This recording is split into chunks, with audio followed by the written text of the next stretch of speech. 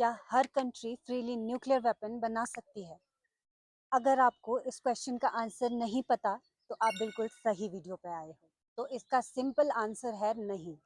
Countries को nuclear weapon बनाने से रिस्ट्रिक्ट किया जाता है क्योंकि न्यूक्लियर वेपन इतने डिस्ट्रक्टिव होते हैं कि एक ही बार में यूज होने पर सिटी को डिस्ट्रॉय कर देते हैं। जिसका एक बड़ा एग्जाम्पल हिरोशिमा नागासाकी बॉम्बिंग में देखा जा सकता है, जब यूएसए ने जापान पर न्यूक्लियर अटैक किया था। इन न्यूक्लियर वेपन्स को कंट्रोल करने के लिए 1968 में एक इंटरनेशनल ट्रीटी बनाई गई, जिसको न्यूक्लियर नॉन पॉलिफरेशन ट्रीटी कहा जाता है। एनपीटी ने कंट्रीज को दो कैटेगरीज में डिवाइड किया।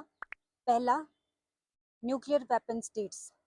सिर्फ 5 कंट्रीज ही न्यूक्लियर पावर मानी जाती है, जिसमें है यूएसए, यूके, फ्रांस, रशिया और चाइना। इस ट्रीटी में एक इम्पॉर्टेंट कंडीशन रखी गई थी कि जिन कंट्रीज ने 1 जनवरी 1967 से पहले न्यूक्लियर टेस्ट कर दिया था, सिर्फ वही कंट्रीज न्यूक्लियर पावर मानी जाएंगी। लेकिन जिन कंट्रीज ने इस डेट के बाद न्यूक्लियर टेस्ट किए हैं, उनको न्यूक्लियर पावर का स्टेटस नहीं दिया जाएगा।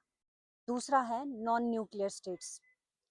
यूएसए, रशिया, चाइना, फ्रांस और यूके, इन सब के बावजूद जितनी भी कंट्रीज हैं, उन्हें कहा गया आप न्यूक्लियर वेपन्स नहीं बना सकते।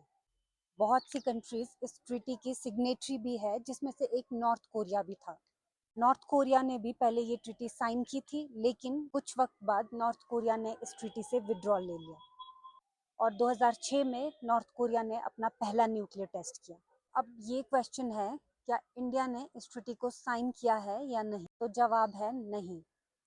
इंडिया इस ट्रीटी को अनफेयर मानता है क्योंकि कुछ कंट्रीज को पावर मिलती है और कुछ कंट्रीज को न्यूक्लियर पावर बनने से रोक दिया जाता है। इंडिया मानता है कि सभी कंट्रीज को इक्वल राइट्स मिलने चाहिए।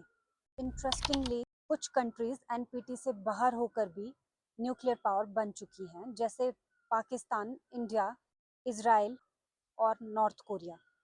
एनपीटी एक ऐसी ट्रीटी है जो दुनिया को सेफ बनाने के लिए बनाई गई। लेकिन सवाल आज भी यही है, क्या ये ट्रीटी ट्रूली फेयर है? आप क्या सोचते हो, क्या सभी कंट्रीज को न्यूक्लियर वेपन रखने की परमिशन होनी चाहिए? कमेंट में ज़रूर बताना और ऐसे ही इंफॉर्मेटिव वीडियोस के लिए चैनल को सब्सक्राइब ज़रूर करना।